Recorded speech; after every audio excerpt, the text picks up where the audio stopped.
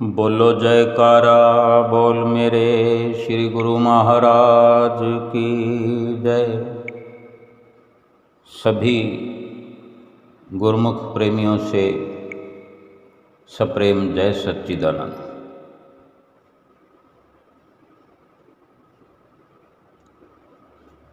कितना सुंदर उदाहरण देकर संत महापुरुष समझाते हैं, कितनी कितनी अटकलों से समझाने का प्रयास करते हैं हमें कि हम जो बैठे हुए हैं हाथ पर हाथ रख के 84 लाख योनियों के बंधनों से आज़ाद होना चाहते हैं, जन्म मरण के बंधनों से आज़ाद होना चाहते हैं। एक छोटे से दुख के छुटकारा पाने के लिए कितनी जगह चक्कर लगाने पड़ते हैं। कोई शरीर पर कष्ट आ जाए, कोई धन की ज़रूरत आ पड़े, कोई मन की बेचैनी हो जाए, अस्पतालों के चक्कर लगाने पड़ते हैं, सेठ साहूकारों के चक्कर लगाने पड़ते हैं। छोटी सी जिंदगी है, छोटी सी जिंदगी के अंदर एक छोटे से छोटा विघ्न भी आ पड़े तो कितनी मुशक्कत करनी पड़ती है, कितनी मुश्किलों का सामना करना पड़ता है। और जहाँ 84 लाख योनियों से छुटकारा, जन्म मरण के बंधन से आज़ादी, हमेशा हमेशा के लिए सुख स्वरूप होना है। फिर कोई दुख नहीं, कोई कलेश नहीं, कोई कलह नहीं, कोई कल्पना नहीं। इस स्थिति को प्राप्त करने के लिए कुछ जतन नहीं करना चाहते हम। ये कैसी ये कुदरत की विडंबना है। परमहंसों की तस्वीर लगाकर हम घरों में बैठे हुए हैं, नाम लेकर के, नाम जपते नहीं, सतगुरु को घर में बिठा लिया लेकिन हृदय में बिठाते नहीं।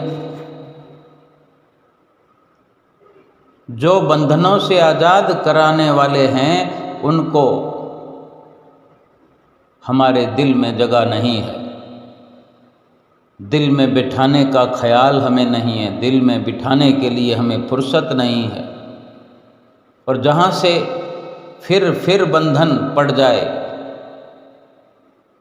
और गुलामी बद से बदतर हो जाए, दुख पहले से और अधिक बढ़ जाए, दुखों की बड़ी से बड़ी गहरी खाई में जा गिरे, वही जतन फिर हम कर रहे हैं।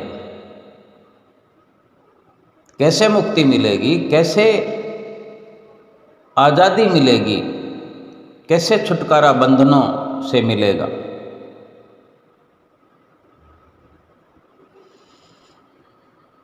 इस भवसागर को पार करने के लिए सतगुरु के अलावा कोई और नहीं है जो हमें बाँह पकड़कर निकाले। 84 लाख योनियों में सब कुछ हमें मिलता रहा है। रिश्ते नाते भी मिले हैं, ऐश इशरत भी मिले हैं, खान पान का स्वाद भी मिला है, रहने के अच्छे माड़े बढ़िया घटिया ठिकाने भी मिले हैं। लेकिन क्या फ़र्क है इस मनुष्य जीवन में और 84 लाख योनियों में। और चाहते भी हैं कि हम न जाएं फिर से 84 लाख योनियों में, लेकिन ना जाने वाला जतन भी तो करना पड़ेगा कि नहीं। जहाँ जाने से बचना है, जहाँ नहीं जाना चाहते हैं, तो उस राह पर चलना क्यों? जिस मंजिल पर पहुंचना नहीं तो उस तरफ मोह ही अपना मोह क्यों कर रखा है? विशेषता मनुष्य जीवन की जो है वो जानने की ज़रूरत है, समझने की ज़रूरत है। केवल ऊपरी तौर से अगर किताबों को पढ़ लिया, ग्रंथों का स्वाध्याय कर लिया, सत्संग में बैठ गए, सुन लिया, लेकिन दिल की गहराइयों से समझा नहीं, दिल में किसी बात को बिठाया नहीं, दिल में उस परमेश्वर को बिठाने का, उसको देखने का, उससे मिलने का प्रयास किया नहीं, शौक़ जगा नहीं, जो छुड़ाने वाला है 84 लाख योनियों से, उन्हीं से प्यार हम बढ़ाते रहे जिंदगी भर, जो फिर से 84 लाख योनियों में भेजने वाले हैं। कैसे होगा छुटकारा? यही एक जीवन तो था, और यही सतगुरु हैं जो केवल इसी जीवन में मिले हैं। पहले नहीं मिले थे। 84 लाख योनियों में सब कुछ तो मिला था, लेकिन सतगुरु नहीं मिले। फरमाते हैं, रिश्ते नाते बहु मिले, 184 माई, सहजो सतगुरु ना मिले, जो पकड़ निकासे बाहें। एक सतगुरु ही हैं। संत सहजो बाई जी कथन करती हैं कि सभी कुछ मिला 84 लाख योनियों में। अमीरी गरीबी तो इंसान को भी होती है, जानवरों को भी होती है। सुख सुविधाएं, शरीर चाहे 84 लाख योनियों का शरीर हो, सुख दुख उसमें भी आता है, मनुष्य जीवन में भी आता है। बहुत बड़ा फर्क जो है वो यही रहा है कि सतगुरु जो है 84 लाख योनियों में कभी नहीं मिले, ये अभी मिले हैं इस मनुष्य जीवन में। और यही हमारी बाँह पकड़कर भवसागर से पार करने वाले हैं। इन्हीं को हम अपने हृदय में बसाने से कतराते हैं। इन्हीं को सिमरण करने से हम चूक करते रहते हैं, आलस करते रहते हैं, गफलत करते रहते हैं। आजकल करते हुए दिन निकलते जा रहे हैं, सालों के साल निकलते जा रहे हैं। जीवन तो खत्म हुआ कि हुआ, क्या है जीवन में बाकी? मनुष्य जीवन की कितनी लंबाई है? कभी सोच कर देखें, रूह कांप जाएगी। अभी का अभी कोई हमारे सामने चला गया है, अभी का अभी कोई जाने वाला है। तो हमारी कितनी औकात है, कितनी बिसात है जो हम भरोसा करें वक्त पर। अल्प से अल्प आयु है हमारी। ये सतगुरु ऐसा मार्गदर्शन हमें देते हैं, दे सकते हैं, जो हम सभी दुखों से हमेशा के लिए मुक्त हो सकते हैं, छूट सकते हैं, छुटकारा पा सकते हैं। इसीलिए सभी पवित्र शास्त्रों में, ग्रंथों में, अवतारों और महापुरुषों ने सतगुरु की महिमा को गायन किया है। सतगुरु केवल हमारे जीवन में, हमारे जीवन काल में ही मार्गदर्शन करते हैं और सहायता करते हैं, बल्कि अगर हम अपने सतगुरु को हृदय में बसाएं तो सतगुरु हमारे इस जीवन में भी अंग संग रहते हैं, और मृत्यु के समय भी और मृत्यु के बाद भी हर पल संभाल करते हैं, हर पल ख्याल करते हैं। लेकिन हम भरोसा नहीं करते। इस कलयुग में एक भक्ति है जो इंसान को पार लगा सकती है। और भक्ति का क्या है? भक्ति कोई बाजार में नहीं मिलती है, भक्ति दुकानों में नहीं मिलती है। अगर दुकानों में मिलती हो तो सभी अमीर लोग खरीद कर ले जाते, महंगी से महंगी कीमत अदा करके भी भक्ति वो अपने घर में एकत्र कर लेते और सभी अमीरों ने भगवान को पा लिया होता। लेकिन इतिहास कुछ उल्टा है। अमीरी हो या गरीबी, लेकिन जो हृदय की गहराइयों से गरीब बने हैं, विनम्र बने हैं, झुक गए हैं, सादगी का जीवन बनाया है, उन्होंने ही सतगुरु को पाया है, उन्होंने ही परमात्मा को पाया है। भक्ति यानी कीर्तन, कीर्तन यानी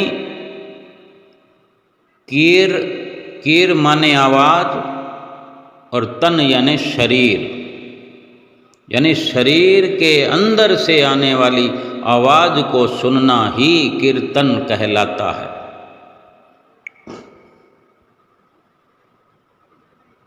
वास्तविकता क्या है अगर हम समझने की कोशिश करें? जब सतगुरु से नज़दीकियां बढ़ती है, जब सतगुरु को हृदय का मालिक बनाने का शौक़ लगता है, मालिक तो वही हैं, लेकिन जब हम मालिक बनाना चाहें, जब हमें ये समझ आए कि हृदय के मालिक को ही हृदय में बसाना है, बाकी सब कुछ निकाल बाहर फेंकना है, सब कुछ निकाल देना है, झाड़ू पोछा लगा करके सतगुरु को ही अपने आसन पर वहाँ बिठाना है, उसी से प्यार करना है और हृदय के भीतर ही हमें रहने की ज़रूरत है। बाहर के ढोल नगाड़े, ढोल ढमाड़े बहुत बजते होंगे, वो मना नहीं है, गलत नहीं है, लेकिन उन्हीं के माध्यम से भीतर की धुन, भीतर के ढोल धमाकों को सुनने की जरूरत है, भीतर की आवाज़ को सुनने की जरूरत है। ये नहीं कि बाहर के जो ये गीत और बाहर की धुनें, बाहर के रंग तमाशे जो शुरू किए तो बाहर के तमाशों में ही लग करके जीवन को पूरा कर देना है। इससे काम नहीं बनेगा। बहुत बड़ा फर्क यही है कि अगर सतगुरु मिल गए हैं तो सतगुरु पर विश्वास भी होना चाहिए। सतगुरु जो कीर्तन अंदर का करवाते हैं, अंदर का कीर्तन सतगुरु जो समझाते हैं, यानी भीतर की आवाज़ को सुनना, भीतर की धुन को सुनना, सही अर्थों में कीर्तन कहलाता है। परिपूर्ण सतगुरु केवल यही राह दिखाते हैं, समझाते हैं। बाहर से शुरुआत कराते हैं अंदर का प्यार जगाने के लिए, बाहर के यत्नों से अंदर पहुंचाना चाहते हैं, अंदर ले जाना चाहते हैं, लेकिन संसार से सुरती बड़ी गहराई से जुड़ी होने के कारण हम बाहर ही पड़े रह जाते हैं ताउम्र। देखते नहीं हम कि रात रात भर जाग करके कीर्तन होता है, रात और दिन कीर्तन होते हैं, कई कई दिनों तक चलते हैं, लेकिन जब तक भीतर का कीर्तन नहीं समझ में आएगा, भीतर की आवाज़, भीतर की धुन सुनने का शौक़ नहीं जगेगा, तब तक काम नहीं बनेगा। ध्यान लगा कर जब भीतर सुनने का प्रयास किया जाएगा, ऐसा ना हो कि मन की तो किसी और ही सोच विचार में घूमता रहे, मन किसी और सोच में घूम रहा और हम बैठे रहें आंख बंद करके।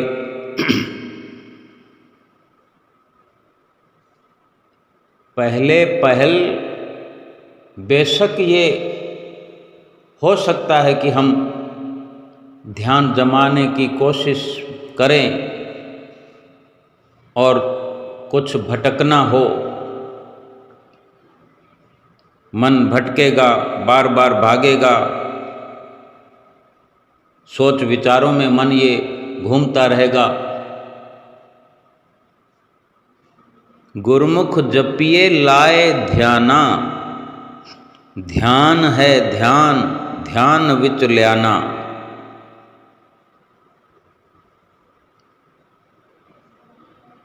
अपने तसव्वुर को, अपनी सुरती को, अपने ध्यान को अपने भीतर लगाना है, एकाग्र करना है, रोकना है ध्यान को।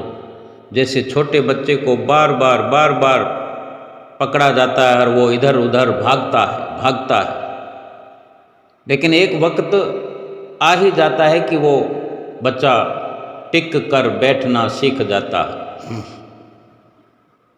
लेकिन जो माता पिता उसे एकाग्र चित्त बैठाने की कोशिश नहीं करते, बार बार पकड़ने का प्रयास नहीं करते, उसको बैठना नहीं सिखाते, वो भटकाऊ वृत्ति वाला बालक बन जाता है, नहीं बैठता वो टिक कर। जब हम मन पर अंकुश लगाया करेंगे, सतगुरु के बताए हुए तौर तरीकों से मन की एकाग्रता लगन से करेंगे, बाहर से मिलना जुलना, बाहर की बोली चाली को कम करना पड़ेगा, मौन वृत्ति बढ़ानी पड़ेगी, बाहर से उपरामता करनी पड़ेगी।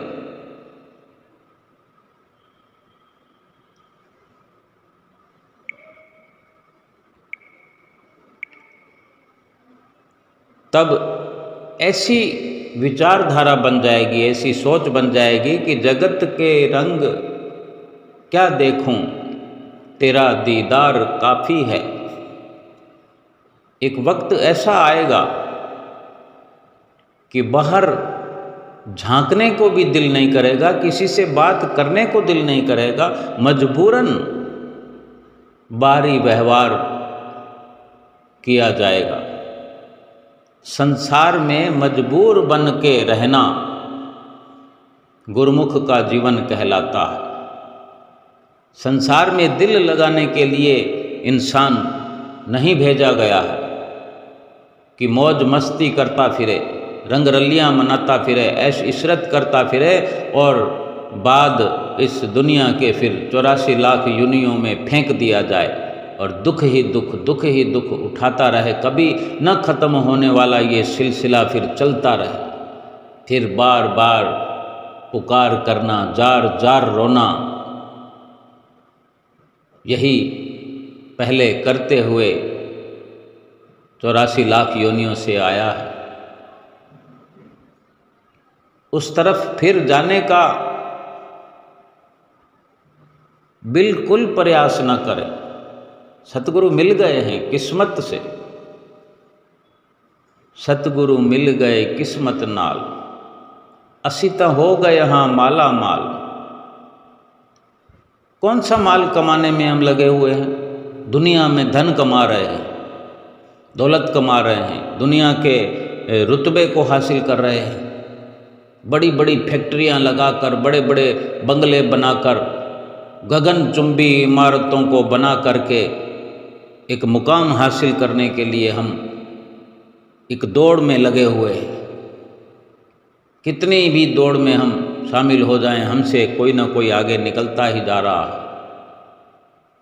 अगर हम सबसे आगे निकल भी जाएं तो क्या, ये बड़ी बड़ी इमारतें, ये फैक्ट्रियाँ, गाड़ियाँ, बैंक बैलेंस क्या साथ ले जाने हैं? क्या इनसे सुख मिल रहा है या सुख मिलेगा आत्मा को? कलह कल्पनाओं के सिवा कुछ नहीं है। अगर मुकद्दर में लिखा है तो मिलने दो, आने दो, लेकिन उन सब में अपनी सुरती की एकाग्रता को नहीं खोना है, अपने ध्यान को नहीं खोना है, अपने होश को नहीं खोना है।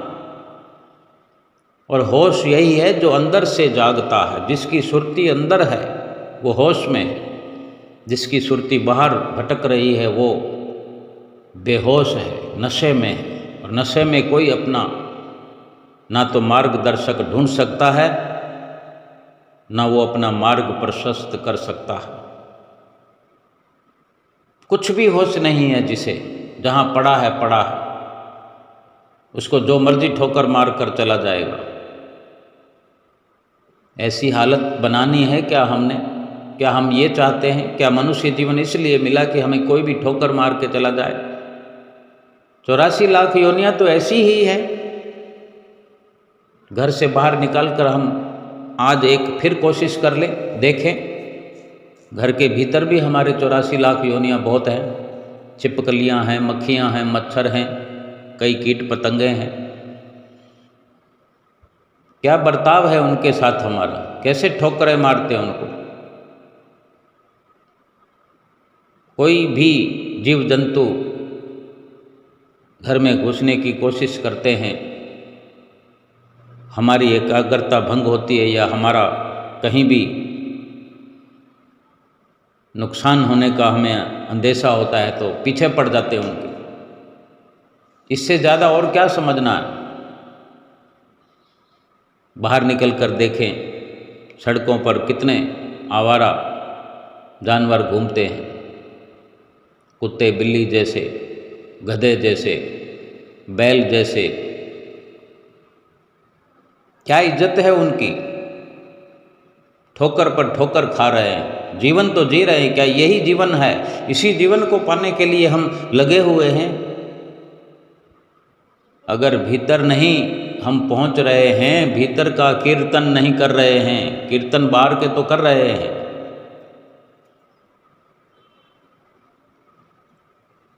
माला तो कर में फिरे, जीभ फिरे मुख माही, मनवा तो दह दिस फिरे, ये तो सिमरन नाही।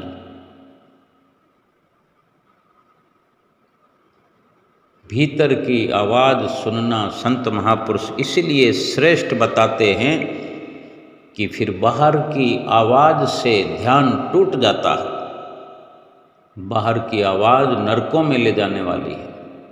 बड़ी सुरीली आवाज़ें बाहर सुनते हैं,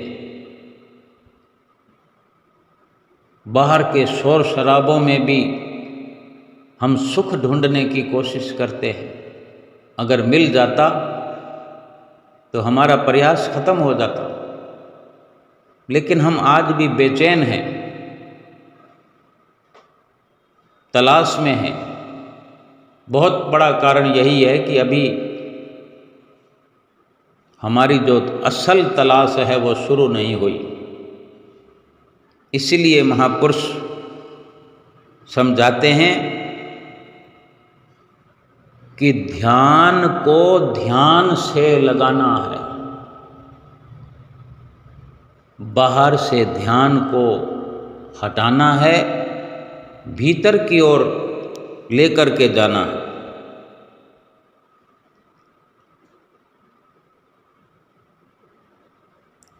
ये संतों महापुरुषों के द्वारा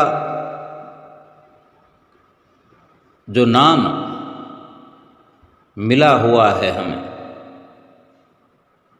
सतगुरु जो हैं सच्चे नाम रूपी अमृत का सरोवर है।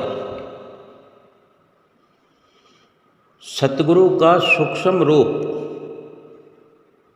जो हमारे रोम रोम में बसा है, कण कण में बसा है। भीतर हम जब तक हम बसाएंगे नहीं, भीतर सतगुरु के रूप को बसाने का जब तक हम शौक पैदा नहीं करेंगे, क्योंकि सुरती जो हमारा आकर्षण बाहर की ओर कराने में लगी हुई है, सुरती जो बाहर फैली हुई है, हमारा आकर्षण पूरा बाहरी ओर है।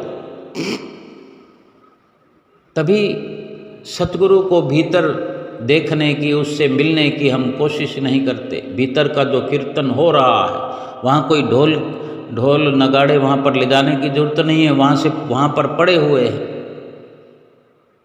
भीतर में ढोल नगाड़े पड़े हुए हैं, हृदय के अंदर। मस्तक पर ध्यान जो लगाते हैं, 10वें द्वार पर जो ध्यान लगाते हैं, ध्यान के सहारे, सुरत के सहारे, सुरत शब्द योग के द्वारा भीतर की चढ़ाइयाँ चढ़ते हैं।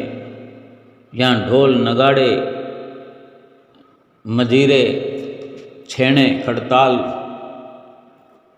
बेशुमार वहाँ पर रंग तमाशे हो रहे हैं। बड़े अचरज की बात है, लेकिन संत महापुरुष अपने अनुभव से हमें समझाते हैं। हम बचपन से सुन रहे हैं कीर्तन कीर्तन कीर्तन। कीर यानी आवाज, तन यानी शरीर, भीतर का, शरीर के अंदर का कीर्तन।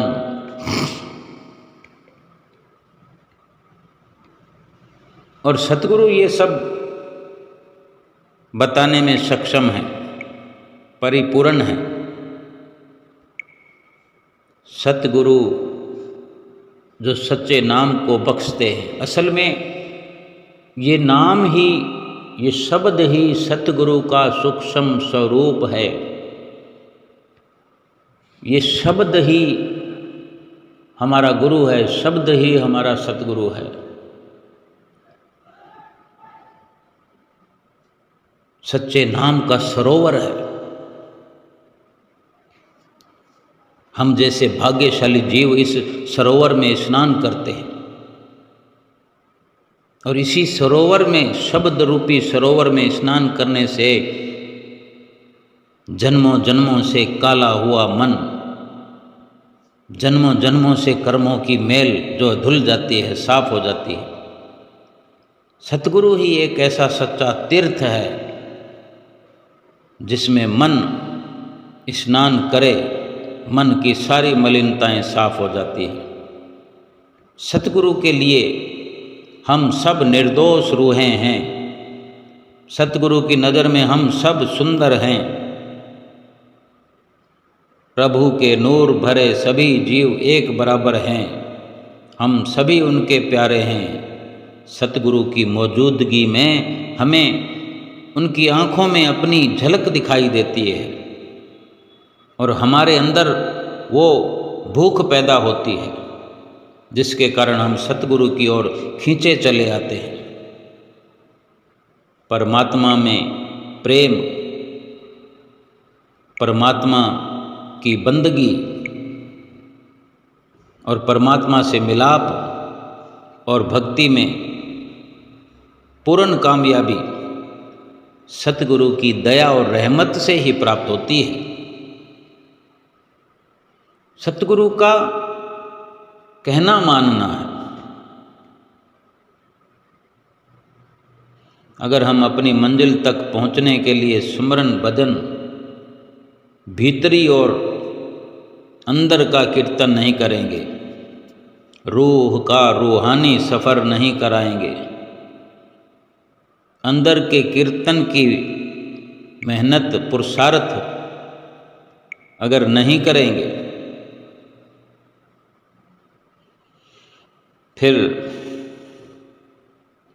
समझें कि मुसीबत हम पर कभी भी आ सकती है। बड़ी से बड़ी मुसीबत क्या है? ये वक्त अभी का अभी आखिरी हो जाएगा, ये श्वास आखिरी हो जाएगा, फिर कितनी मुश्किल हो जाएगी। वक्त रहते अगर हम कीर्तन करें तो हमारा काम बना बनाया है। हमारा पूरा अस्तित्व ही भीतर से संपर्क कराता है, पूरा अस्तित्व ही हमारा भीतर से संबंध रखता है। और भीतर का रास्ता सतगुरु बताते हैं, समझाते हैं, भीतर जाने के लिए युक्तियां समझाते हैं। ये जो बार बार समझाया जाता है कि मस्तक पर ध्यान जमाना है, मस्तक पर सतगुरु का ध्यान लगा कर रखना है, अपनी सुरती को ऊपर मस्तक पर जमाना है, ये रास्ता है, भीतर ही भीतर का ये रास्ता है। और इसी 10वें द्वार से प्रवेश कराना है। पहले ये शुरुआत हो जाए भीतर की, कि कीर्तन जो है भीतर करना है, बाकी सब रास्ते अपने आप खुलते चले जाएंगे और जीवन की सफलता प्राप्त हो जाएगी। बोलो जयकारा बोल मेरे श्री गुरु महाराज की जय।